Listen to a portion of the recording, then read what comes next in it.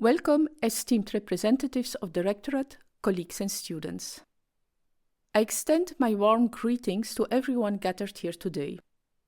My name is Gracienne Lauwers and I am a professor at the University of Brussels as well as a Jean Monnet grant holder. My work is dedicated to helping teachers better understand the European Union. I am delighted to have the opportunity to present an introduction at this conference on the delicate balancing act of language diversity in the small European state of Belgium. In my presentation, I will begin by discussing the strict language laws of Belgium as a member state of the European Union. I will then explore some present-day challenges and conclude with remarks on the language policy of the European Union. Let us start with the delicate balancing act of Belgium's strict language laws within the European Union.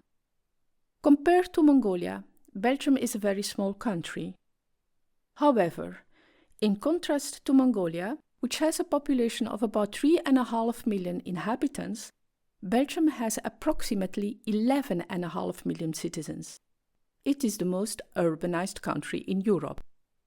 Belgium is home to most of the main institutions of the European Union. In contrast to Mongolia, which recognizes Mongolian as its only official language, Belgium has 3 official languages. There is, however, no such thing as a Belgian language.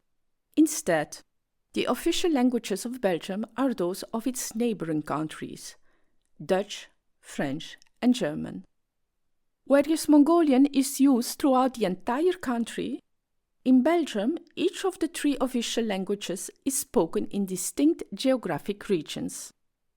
The country is divided into 4 linguistic regions: the Dutch-speaking North, Flanders or the Flemish region, the French-speaking South, Wallonia, the small German-speaking areas in the East, and the bilingual Dutch-French capital, Brussels. While this geographic distribution might seem straightforward on paper, it introduces complexities in practice. Some of the language laws in Flanders, the northern part of Belgium, are strongly protective of the Dutch language. However, the European Court of Justice has found that at least one of these laws has unacceptable consequences. Previously, Flemish law recognized only Dutch language contracts as authentic, nullifying contracts in other languages. The European Court of Justice ruled that this policy violated EU law.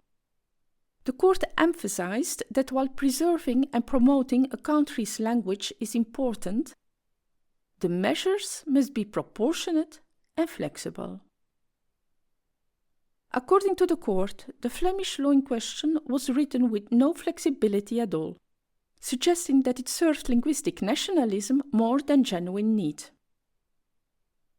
The court suggested that allowing transactors to use mutually intelligible languages would better serve genuine needs rather than linguistic nationalism. I will now turn to some present-day challenges. Belgium has never been monolingual. It was established on the territory of French and Dutch speakers, with the addition of a German-speaking region after the war. However, Belgium has experienced multiple waves of internal and external migration, bringing diverse languages into its cities. Increasingly, people get irritated when they cannot understand the speech of those around them. In Belgium, knowledge of the official languages is crucial, given the country's strict language laws in administration and government. Teachers in Flemish primary schools increasingly face students who have no knowledge of Dutch, which poses significant challenges in education. Education authorities have introduced policies to promote the integration of students from different linguistic and cultural backgrounds. Proficiency in the language of instruction is essential for students to access the school curriculum. Flanders does not provide instruction in the home languages of migrants, reflecting a shift from accommodation to renewed assimilation, influenced by ideological motives of right-wing parties. Now, let us consider the language policy of the European Union. One of the EU's language policy objectives is for every European citizen to master 2 additional languages alongside their mother tongue. Promoting foreign language learning equips citizens to engage in the broader European space. English has become the lingua franca of the European Union, followed by French. German, while less frequently taught as a first foreign language, is increasingly studied as a second or third language, particularly in Eastern Europe. Many individuals learn German to enhance their careers, with some hoping to find employment in Germany. The study of a language as a foreign language often reflects a country's political and cultural influence, a form of soft power that extends to language. Language policies are a very sensitive political issue, closely tied to national identity.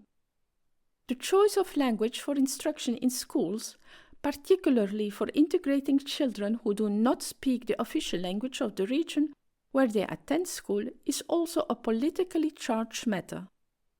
Understanding the language policies in the European Union and its member states can provide valuable insights that may help Mongolia develop language policies tailored to its own context. Thank you for joining me today for this short introduction to the delicate balancing act of language diversity in Belgium.